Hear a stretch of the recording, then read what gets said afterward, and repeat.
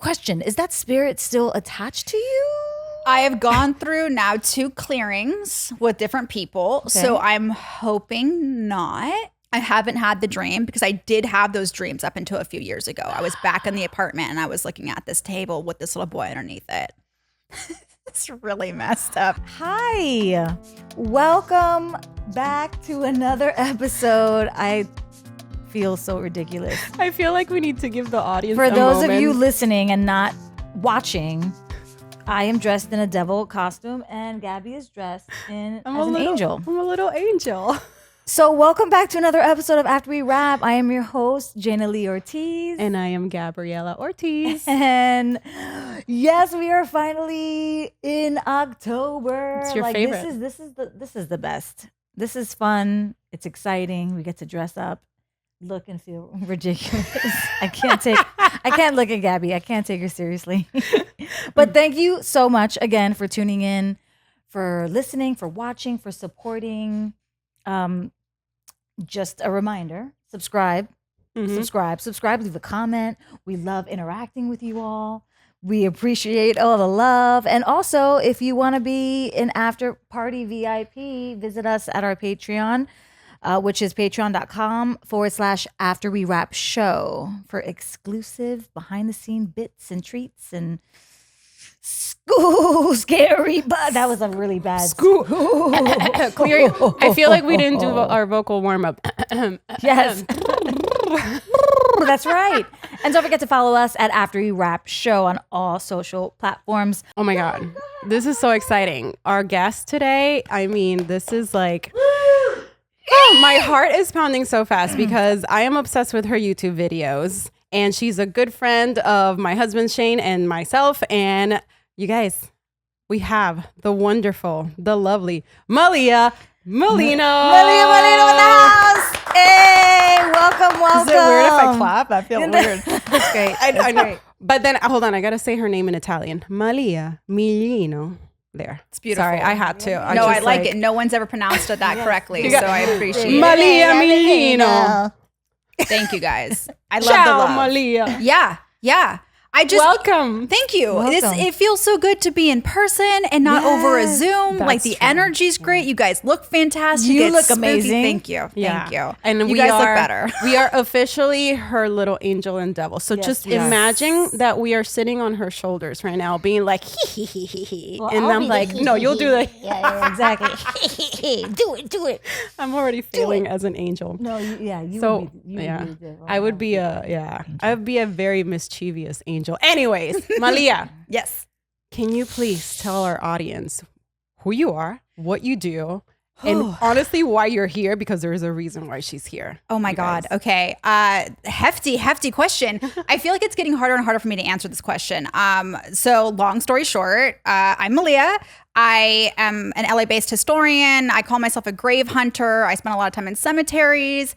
I have made content on YouTube for a better part of 10 years where I feature historic locations that are allegedly haunted. And I have now done 3 seasons on a paranormal show where I am the historical researcher. And I've kind of been thrust into the paranormal world in a way that I never have been before. And it's weird. It's weird. It's weird stuff. I'm doing some weird stuff. So By the way, yeah. I'm shocked because I'm also learning about Malia along with the rest of the world. But first of all, I love your ring. Thank you. Second of all, I love your voice. Thank I you. feel like you should do voiceover. Really? Yeah. Oh my Yes. God. I get so many comments of like, God, her voice, like take a cough drop. And I'm like, dude, I know. I don't like it No, either. I love it. It's the one that I got. It's the one thing. It's so fucking sexy. I love it. The Thank rasp, you. the grit. But really quick, I'm a little spooked out, but I love it. I'm All right. intrigued. I'm intrigued. And Because I hold feel on, like you hold have a on. superpower. Okay. Her earrings. Hold on, can you show your Oh, earrings? yeah. Stop. Yeah. I was just it. trying to bring it for you guys. Like, look at you guys. I was like, I've worked They're on Halloween for years, so I don't rhinestoned have anything. Skeleton They are earrings. amazing. They're like bejeweled. Oh my God, they're I amazing. love how much you guys like Obsessed. them. Thank you. Obsessed. Okay, so hold up.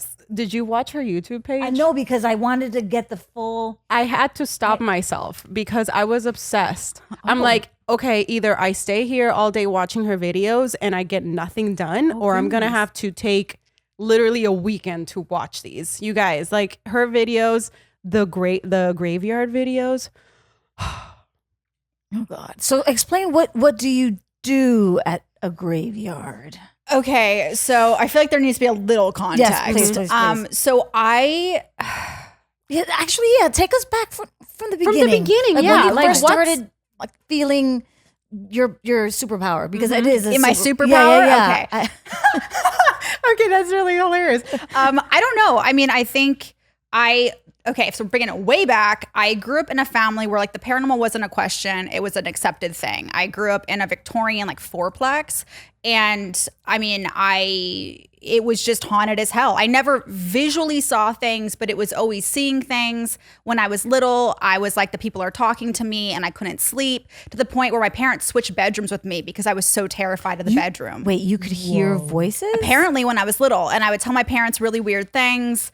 And then we switched bedrooms, and it wasn't really an issue anymore, but I did have a recurring nightmare my entire life of a little boy hiding underneath my dining room table. And years later, I was stopped in the street, and a person was like, "I'm so sorry, but I have to tell you something. Like, you have a spirit attached to you, and they followed you from your childhood home." And I was like, Jesus Christ, like, this is way too much. Like, I'm just trying to like get to Nordstrom right now. Like, this is insane. And I Nordstrom, to be specific. Wait, how old are you? At this point, this was literally when I went back to Seattle. I was walking down the street in downtown Seattle, headed to the Nordstrom flagship, which is the best, which is why it's very specific. And I was on a mission because it was a pair of shoes that I wanted to get. This is very intense. But this person stopped me on the street and they told me this, and I didn't say anything because I was just like kind of dumbstruck by it. And then they walked away. Like, what do you do with that information? Years later, I'm hanging out with a friend from acting class. She's looking over my shoulder constantly. And she's like, I just have to tell you something. I don't want to freak you out, but I can see spirits, and you have something attached to you that has followed you from your childhood home. And I'm like, oh God, here we go. Like, here we go. And she's like, do you want to know his name? I'm like, no. She's like, well, I'll tell you it starts with a V. And that's all I didn't want to know anything about it. Like, I didn't research it. I didn't do anything.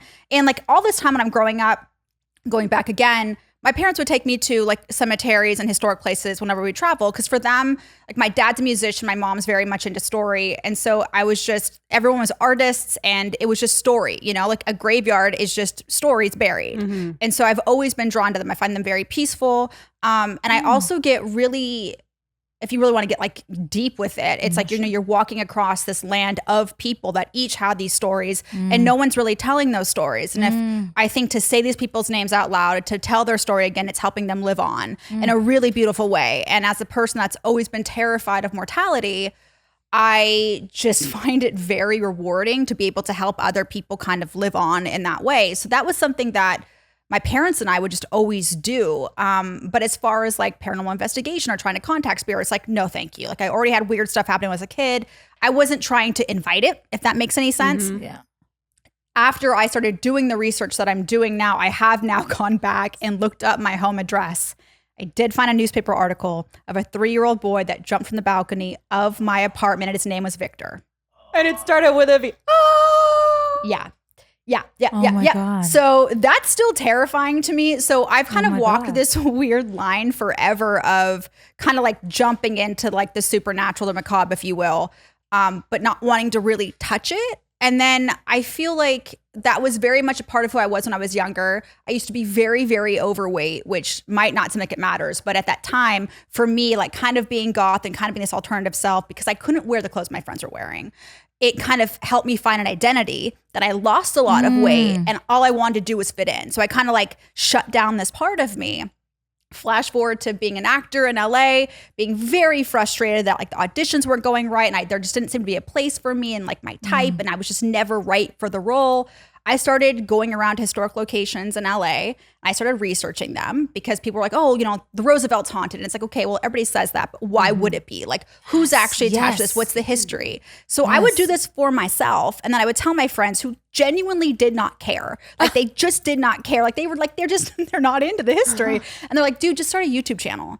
And I didn't want to. I was like, people don't care. Like, what do I have to say about things? Like, no one's going to care. And then I just kept getting like nudged, like, no, just do it. Like, even if no one watches, just do it. So I started Macabre Mondays, which is my first show. where I would sit with wine because I was so petrified of filming myself. I felt like such a loser. I was always so like, I admired Shane so much because he could just go out and he could film these things. I'm like, Jesus, how does he do this? Like, I'm alone in my house with my phone. I'm like, oh my God, I'm such a loser. No. So I was drinking to like warm it up. Like, there's a person with a camera, I'm fine. Like, I can do whatever because it's like, this is legit. You're with your phone. I'm just like, this is so embarrassing. It is weird. It's a different thing, right? So I started doing it, and then slowly people started watching it, and I kind of got this little following that I called creeps.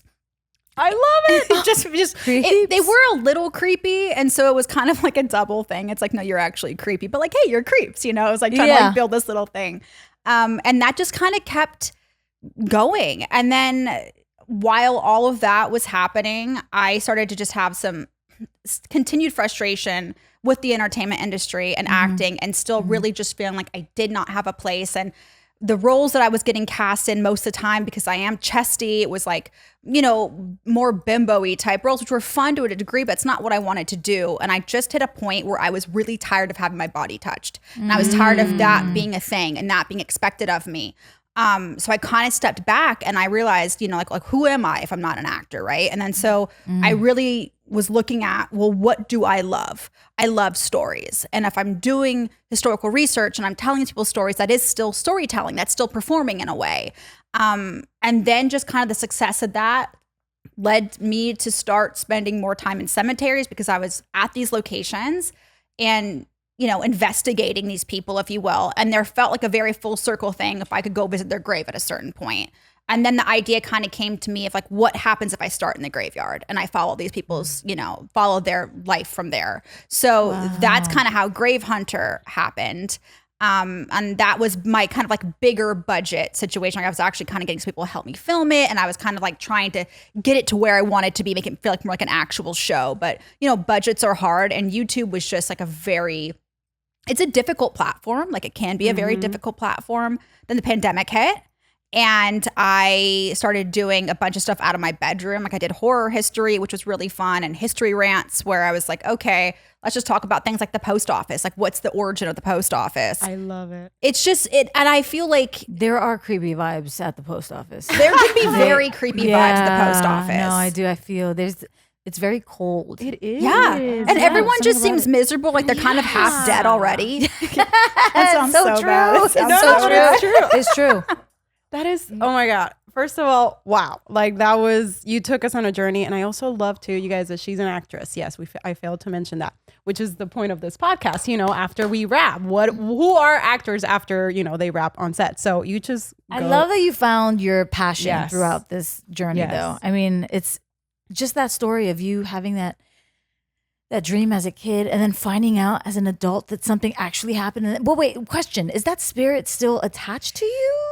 I have gone through now 2 clearings with different people. Okay. So I'm hoping not. This is going to sound really weird, but I used to feel a presence. It was like this honestly, like this darkness, it's really hard. Like, not like a demon, but just like this really negative spirit. And then when I moved from my last apartment, I'm in a new space with my husband, it feels a lot lighter. And I've gone through, like, I've done Reiki sessions. I've had people try to do clearings on me, whether I was mentally like really about it or not. I'm like, at that point I was like, 2 people have told me this. Now I've found this thing. There's some like validation to what people have been telling me. Let's like anything at this point. Like, what do I need to do? Let's do it. So I've tried some things and I do think it's helped.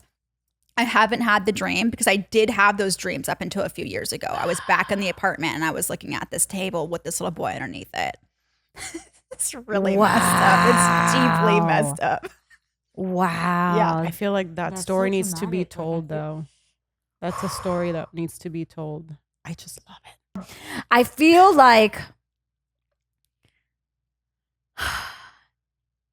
I don't think there's a bad omen. Like, I don't think it was it may have felt dark, but I feel like that you were the sort of avenue for that kid to find some sort of connection, and you were chosen in a way. But it was, to me, it's like it was a good thing, a positive thing. I don't know. I just felt like like you were the special one that kid, wanted to Well, connect because to. how old was he? 3, you said? Yeah. So it could have been by accident. Yeah. Was it by accident? If you know of? I You don't know. I don't know. I think it was by accident. Yeah, 'cause- And I do think I was a child when I started having these dreams. The idea of like-mindedness, like maybe you're open to it because you're a kid and we can relate on that level. Why it continued, I don't know. Maybe there was like that initial connection. I don't know. Like I genuinely do not know. Wow. It's weird. I don't know. So I'm a huge fan of this book. We talked about it last week, The Haunting of Hill House, which was written by Shirley Jackson, and then it was turned into a movie and then TV show. The TV show has a character where there's a ghost that attaches to her, and it basically that's her destiny, and it's very similar to Victor, in the sense of like this ghost attached to this human, and now. But the only twist in the show, it possesses her, and then she takes her into suicide. But to you, it's just like this happened. I need to release this boy because one, what's the purpose of me carrying you? How can I help you move on? Like it's just so interesting. What are these ghosts trying to do to tell us? I know they have unfinished business, especially a 3-year-old boy. Yeah, he didn't get to live really. So did he connected with you as a child in some way? It's just so fascinating and scary. It is weird. I do think, that's the question, right? Like if you play in the belief that spirits are real, like if that's just like, that's the groundwork, right? It is, why are they still here?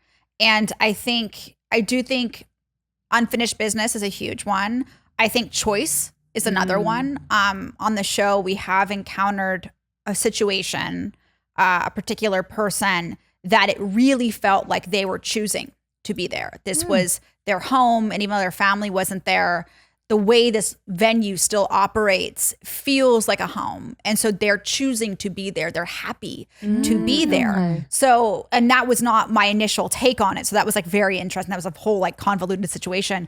But I don't, like traumatic death is obviously one of them. Do they know they're dead?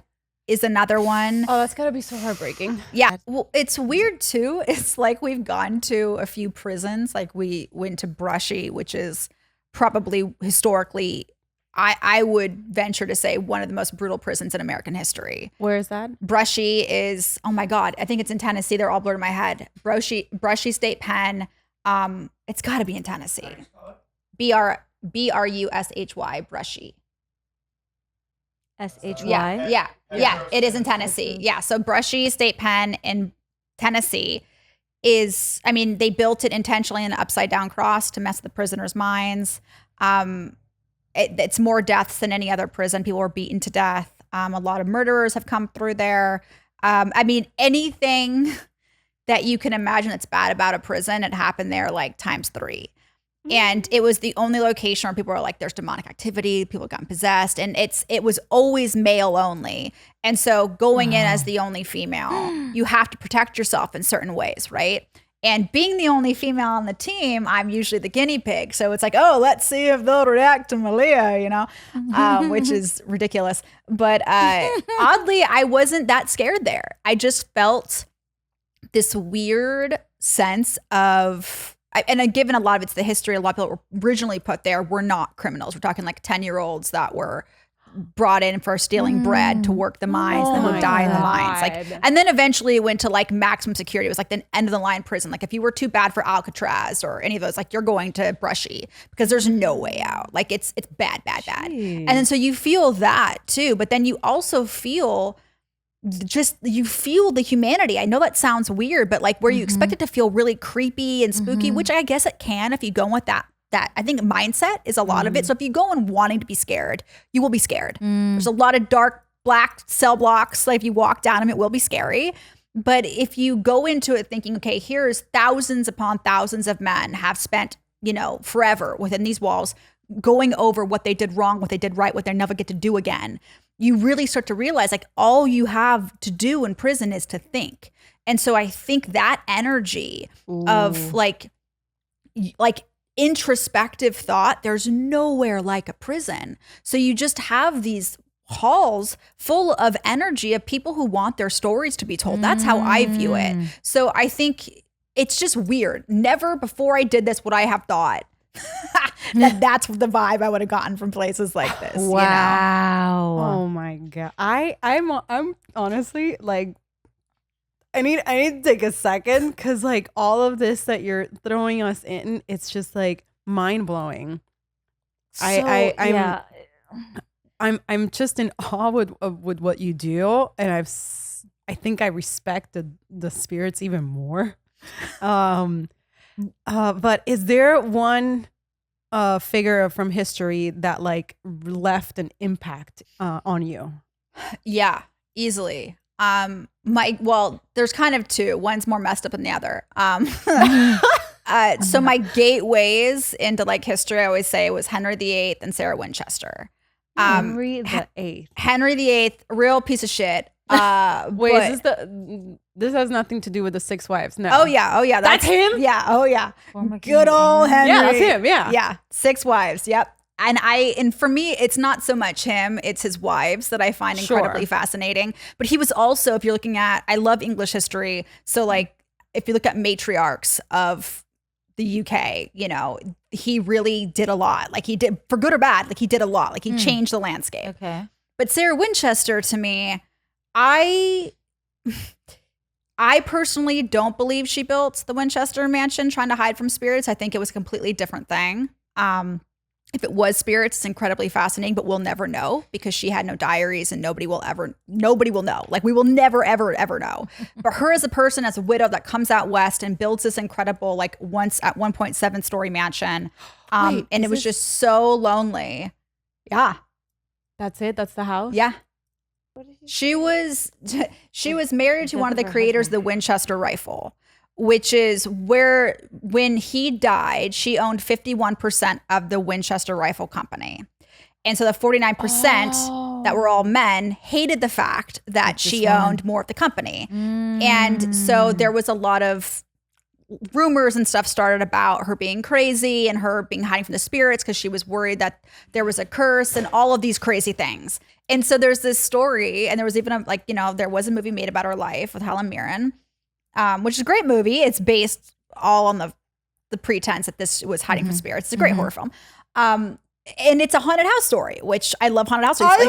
Me too. Like The Haunting of Hill House is my favorite story of all time. My favorite rendition is like Rose Red, Stephen King's like made for TV. It's the best. It's my favorite thing in the world. But anyways, I am just endlessly fascinated about Sarah Winchester because she was alone except for her niece that lived with her in this palatial mansion. It was never completed. 3 stories toppled in the 1906 earthquake, which was devastating. And I just think I would give anything to just sit down with her and be like, all right, lady, like, tell me the truth. She like, may come to you. She may come to you. It's You like, may just opened up that channel. maybe, but I also at the same time, like that's the other part of it is like, I hope she doesn't, because I hope she's at peace. Like she lost her child, she lost her husband, she moved out west because she was so heartbroken. Like I hope she's at peace with them now. Like I don't hope she's not kicking around this palatial mansion that's really badass to look at, but like no, like be with your family. She probably felt so alone and So alone, empty in so that alone. giant- It's the lore on that house is just, and I love Victorian homes, and so it's just like, it's like a wet dream for architecture enthusiasts.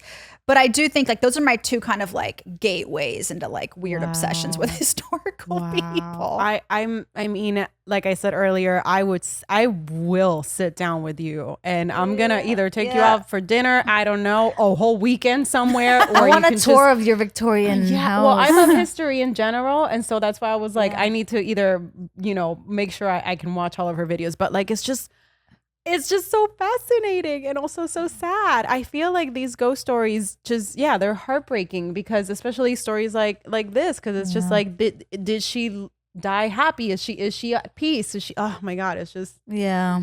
That's I'll go on a rabbit hole here. But in your opinion, I get it. Is something interfering with your happiness or preventing you from achieving your goals? Regardless if you have a clinical mental health issue like depression or anxiety, or if you're just a human being who lives in this crazy world and you're going through a hard time, Therapy can give you tools to approach your life in a very different way. And that's why I'm excited to tell you about today's sponsor, BetterHelp. BetterHelp's mission is to make therapy more affordable and more accessible. And this is an important mission because finding a therapist can be really hard, especially when you're limited to the options in your area. BetterHelp is a platform that makes finding a therapist easier because it's online, it's remote, and by filling out a few questions, BetterHelp can match you to a professional therapist in as little as a few days. It is so easy to sign up and get matched with a therapist. There's a link in the description of this episode. It's betterhelp.com/afterwewrap. Clicking that link helps support After We Wrap, but it also gets you 10% off your first month of BetterHelp so you can connect with a therapist and see if it helps you. Finding a therapist is a little like dating. If you don't really fit with that therapist, which is a common thing with therapy, you can easily switch to a therapist for free without stressing about insurance, who's in your network, or anything like that. Right before I was ready to start therapy, I remember talking to a friend who recommended BetterHelp. And honestly, that was my introduction to therapy. And it was super simple, easy. And I remember connecting with someone, and I couldn't believe that there was a service that was just simple. Like it was stress free. I didn't feel like I had to go through this difficult process of like, the process that you go through to try and look for a therapist. So it definitely was a really like good experience into my therapy journey. If you're struggling, please consider online therapy with BetterHelp. Click the link in the description or visit betterhelp.com/afterwewrap. Thank you again, BetterHelp, for supporting this podcast. I have one question. In your opinion, what is the most haunted place in Los Angeles? Oh my God. Because I was gonna will say say- something. What are you I don't know. I was trying to make a I like sound it. effect. Little like the devilly sound. Well, the only place that I know of, and I have to interrupt you, is the Hotel Cecile. Cecile. That's Yeah, that's It's Cecile the Hotel, only yeah. like place I really know of. I don't know. Yeah. Mind you, my history, like my knowledge of Los Angeles history, Very. nothing compared to Yeah. probably what you know. No, and I remember one time. This is like the first year I moved. This was like during the pandemic. And Shane and I and some other friends, we went on a car ride around downtown Los Angeles because we were going to go see the hotel. It was right after the documentary came out. Oh, yes. But I just remember it was like 6, so it was like slightly dark. But I remember just looking out the window and I'm just feeling this like, Los Angeles is full of ghosts. Like I'm just driving You and said seeing. that? I remember thinking that, and then I saw a Victorian house. I think it's a school. I don't know the name of it.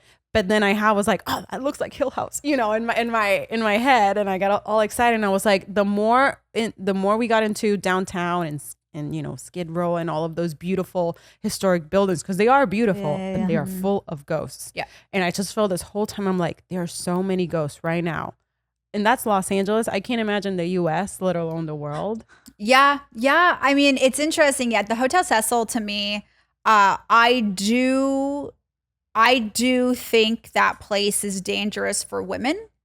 I will not enter that building by myself. It's the only building that I won't go into by myself. It's closed, right? I think they've reopened it. Oh. As it's still partially SRO housing and a hotel. Uh-huh. They keep changing the name because, I think it was Stay on Main and then it closed, and I think it's now come back as something else. The history of it is really weird. I mean, it was not a place that was ever meant for women to come and stay. It was for businessmen coming through on the railroads. Placed for like businesmen at the time. Oh my goodness. And yeah, there's only ever been one man that's died on the property, and he was crushed to death by a woman falling from a window. A lot of women have gone there to commit suicide, which is disturbing and upsetting. And then you also have, you had Richard Ramirez staying there when he was doing some of the murders. You had his copycat killers staying there when he was doing some of the murders.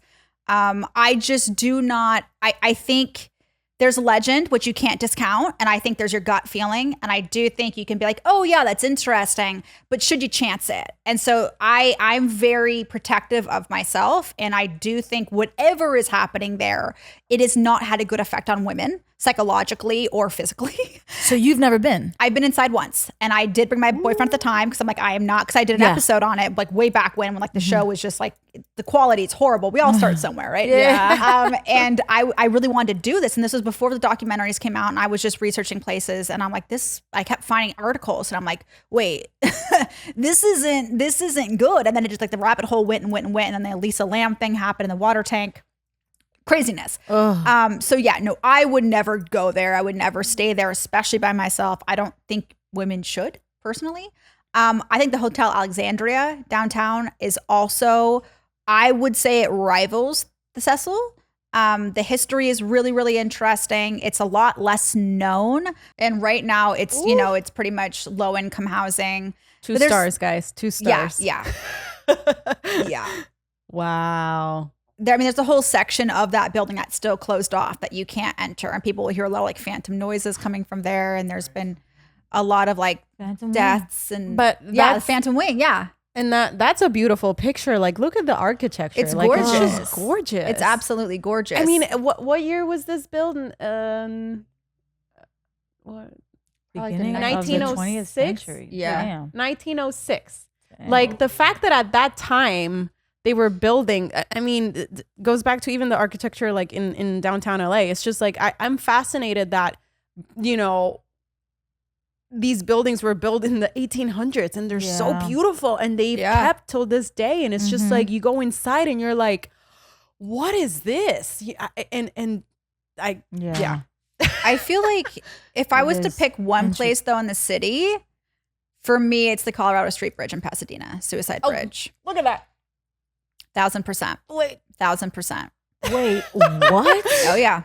Oh my God. Every time you see it when you drive in the highway, every single time I'm like, that bridge is so pretty. Stunning. So great place to die. What is this? Great place to die? Wait, people have a lot of people? A lot. Built in 1913. Yeah. It's not good. Okay. Okay, take us through this. Bridge was built By car. okay. I think I driven by car one time. We're looking at pictures currently. Is that okay? Yeah, Driving of course. by car? Am I gonna? No, you're fine. Well, there is a story that a woman will ride with you. Yeah. A woman will ride with. Oh, yeah. There's a lot of. There's a lot. That bridge. Let's just put it No, this way. we're gonna There have used to to do be it a bunch of buildings below the bridge. They tore most of them down because they were tired of bodies falling through the roof. Wait, say that one more time. There used to be a lot of buildings below the bridge. Okay. And they tore down a lot of them because they were tired of bodies coming through the roof. But this isn't, so obviously it was built in 1913, I think that's sad. And when you had the Great Depression and you had the stock market crash, you had a lot of businessmen that would come to the bridge and that's where they would end their lives. Now, most of them chose to jump the north side staring at the mountains. They wanted to view. I mean, it's horrible. It's tragic. But there is a story of a woman that her husband lost everything. She took her child with her and she threw her baby off and then she jumped. The baby survived. I know. The baby survived, landed in a tree, and for the rest of their life, they held a vigil to thank the angel of the bridge for saving them. Yeah, Oh I know. my God. I know. It's crazy history. I cannot Pasadena believe is that. full of stories. Oh, I can only imagine. Get me out of here, guys. Well, this was Beverly Hills before Beverly Hills existed. What? Oh yeah. Oh yeah. I read somewhere that Pasadena back in the day, early 1800s, was considered like low income. So only like the poor people would be here. Like, Kind of. You had a lot of people coming out east. It was originally called the Indiana Colony. Because you had a lot of people coming in from Indiana. So you had a lot of farmers. Like ostrich farming was huge here. Like everybody get their like burlesque feathers from Pasadena. They were also known for bicycles. Very strange little like history of Pasadena. But it's also where like the late 1800s, early 1900s, all of the wealthy East Coasters like Wrigley, like he built his house here. So you had Millionaires Row, which is Orange Grove Boulevard. Most of those buildings have been torn down devastatingly. But you have a few that are still left there. But this is where all like the snowbirds were coming. And so that's why you had like the Castle Green was a part of like these hotels that they had here too, to like get the warmer weather, to help cure you from like tuberculosis or influenza. That's the only one that survives, except for the Langham was the Huntington Hotel, which was also one of those.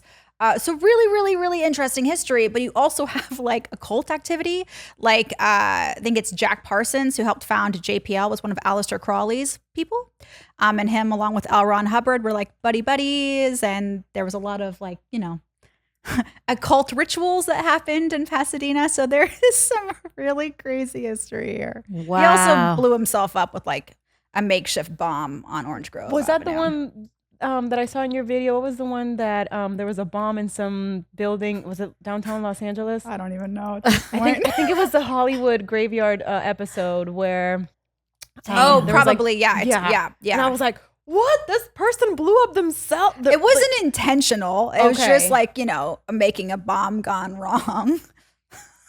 Okay, laugh. It's so so messed up to laugh just to deviate from, let's She's not spooked Los- out. Sorry, no, sorry, no, I'm no, so no, this is sorry. great. No, you have so much history knowledge, as I'm like, it's hard to even process. I because I'm like, know. wait, I'm still thinking about what she I said know. previously. Wait, so in Los Angeles, you already stated what your most haunted place, Alexandria, Yeah. Uh-huh. and then in the United States. Oh my God. Hard one. You That know is what? hard. I can't tell you an exact location, but I can tell you a county. Harlan County in Kentucky. Ooh. Craziest place I've ever been in my entire life. Every single square inch of that place I won't be going to disturbed me. Kentucky. What? Anytime Yeah. soon. Yeah.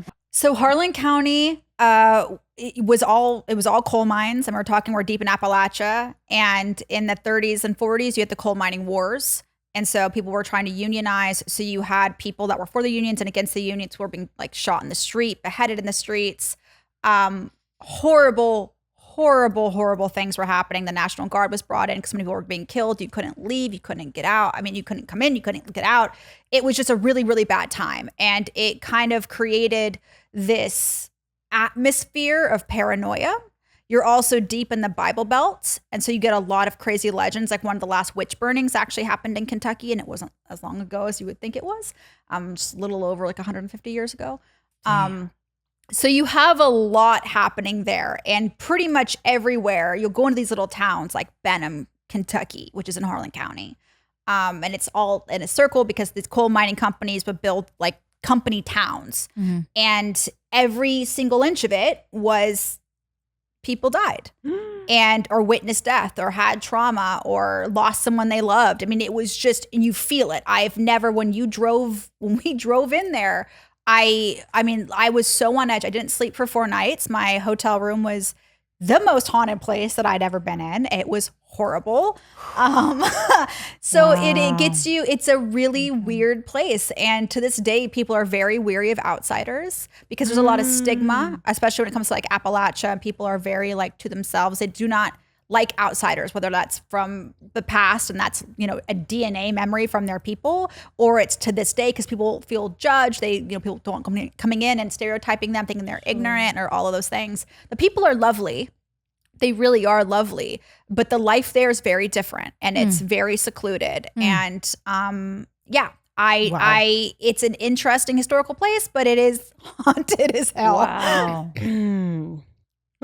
In your opinion, what is the afterlife? Oh my God. I know, I just threw that one at her. I love it. Ideally, for me, it's consciousness, whatever that looks like. I feel like personally, the one thing that I'm so terrified of death, right? Like I think most normal people are. I think it helps if you have like a really strong hold in a religion and you really feel secure in what that afterlife is. I don't necessarily have that. I was raised Universalist, so I'm kind of a hodgepodge of a bunch of different things. But I do think I've had enough experiences now and that I truly believe that I was communicating with somebody and they were fully aware of who they are. Now, whether that's you remember if multiple lives is a thing, and you remember everything that you ever were when you're not in the flesh suit anymore, if you will. Maybe, I don't know. My greatest hope is that afterlife is free of pain that life has, and it's conscious. You are aware of who you were, who you love. You retain your memories from either this life or all your lives, whatever lives there are. That's my hope. That's what I think I've gotten bits of proof of. Because the ultimate terror to me is blackness, and that's it. Yeah. Like that's Yeah. Do you believe find me a there's vampire. purgatory? Like, do you believe that someone who does bad in, I don't know, I can't remember. Hell? No, but purgatory is like when Oh, you're in the purgatory's middle, right when in you're the- yeah, stuck, the- right? In between. Do you believe? I personally believe that if that exists, I think Earth is that, because I think we all have so many lessons to learn. My dad's basically Hindu, and so I was kind of mainly raised more of Eastern, and so it's kind of this idea of like life cycles and reaching enlightenment, right? And so it's when you see a child, right, that's like dying of cancer, which I know is so horrible, but they're so at peace. To me, it's this like maybe they're at the end of their life cycle, they've reached that enlightenment, and they're past this human existence now. But I do think life is to learn.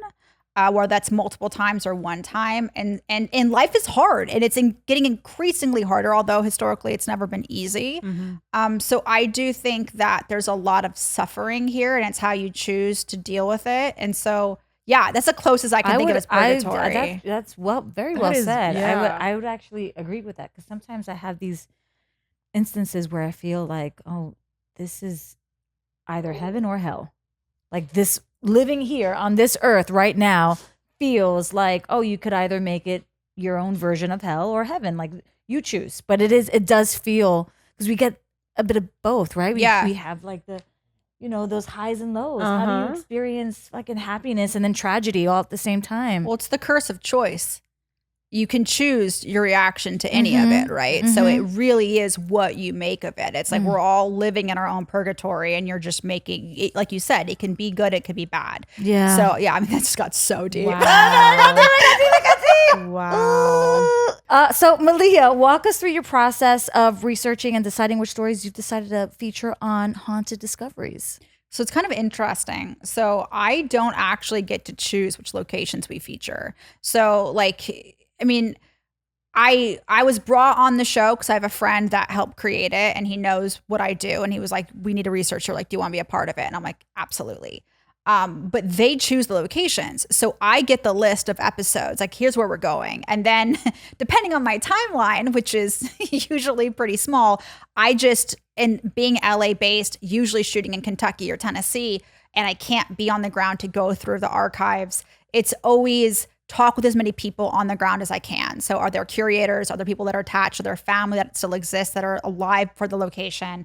It's getting my hands on as much actual documentation as possible. So it's a lot of going through newspapers for anything that's about the location. And now the real hard part is we've done 3 seasons now. For the first 2 seasons, we've done a lot of locations that have never been investigated. And there's not a ton of history on them, like a random farmhouse in the middle of nowhere, right? So like, how do you research that?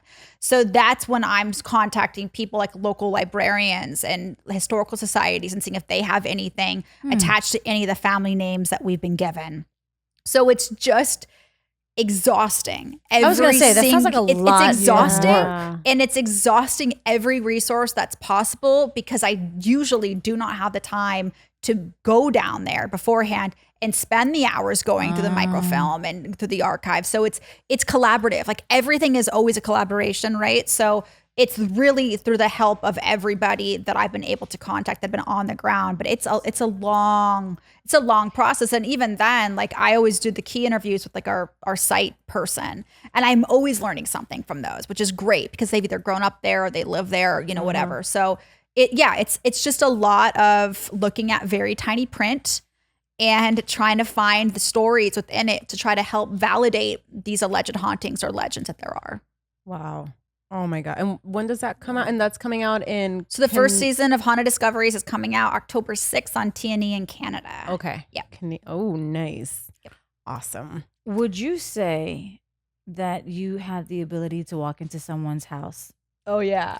and just feel any kind of presence? Or I mean, do you feel like is it something that you like switch on and off?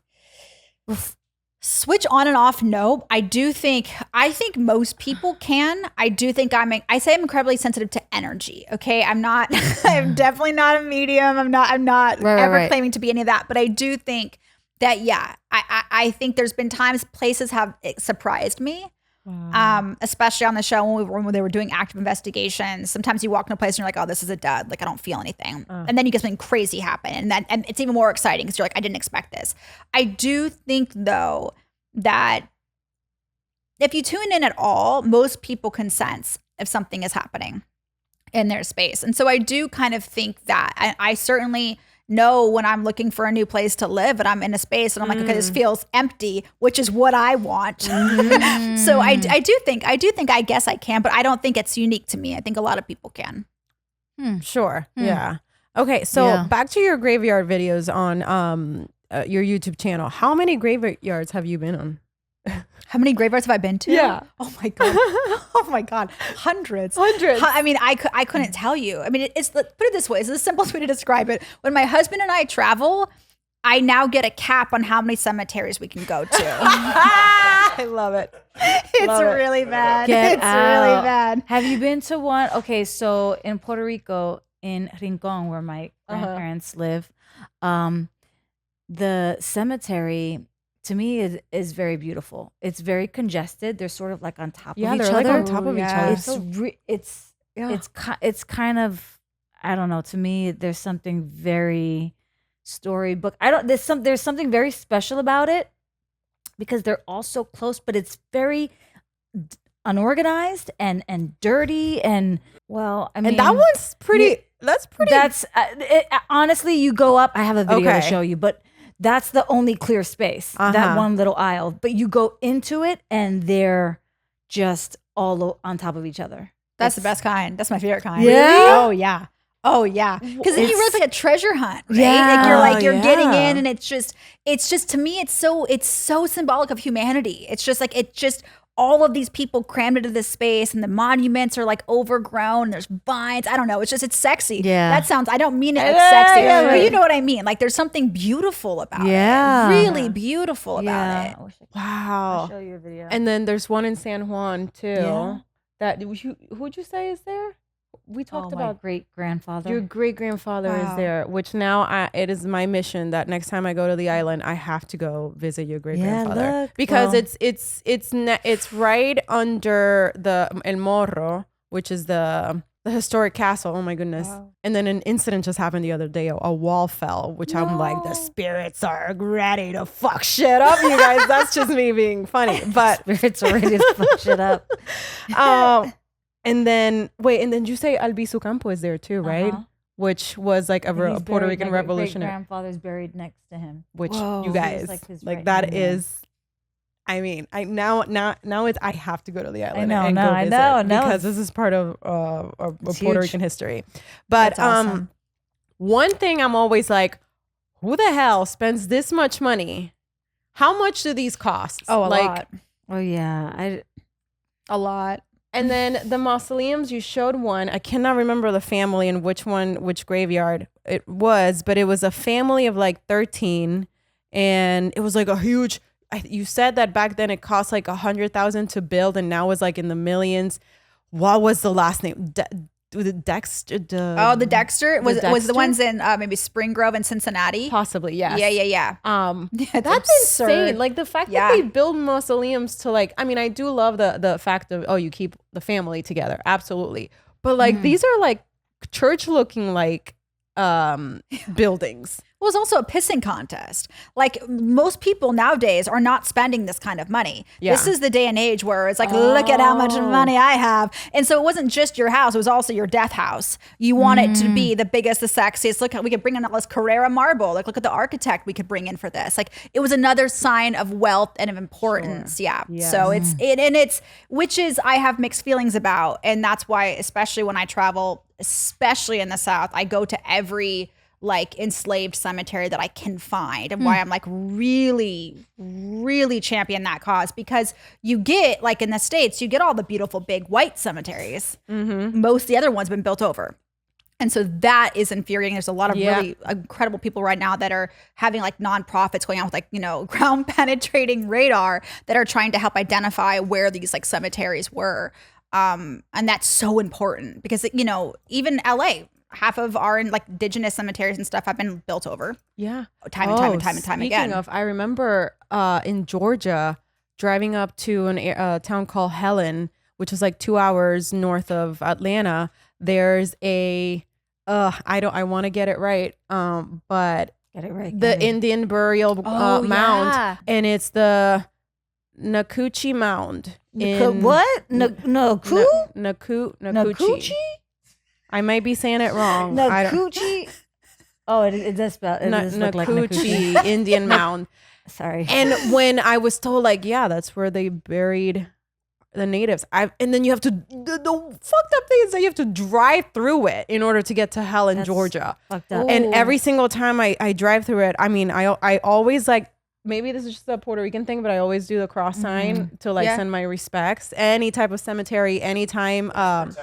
But it's protected. Yes, it is protected. But just like, again, the ghosts. And then you feel like this guilt of like, you're driving next to it to go to a town to have fun. And then you're like, fucked up shit happened here. Yeah. You know? That picture looks like a scene out of Midsummer. Yeah. Yeah. Well, the mound, they would do that. Like that's the Indians would bury. It's like throughout that region, you would get burial mounds, and that's like that's how they buried their dead, were in these mounds. So you'll find them all the way up. Like there's even like pilgrimage that would happen to the ones in Cincinnati, like outside of Cincinnati, the burial mounds. Like it's kind of beautiful in a way because it was, but yeah, there hasn't. Not all of them are protected, and not for not always have people known what they were, and so some have been demolished, and it's not. But the Question, typical. Really quick, after a long day of work for you, do you go home and have any kind of like rituals or regimens?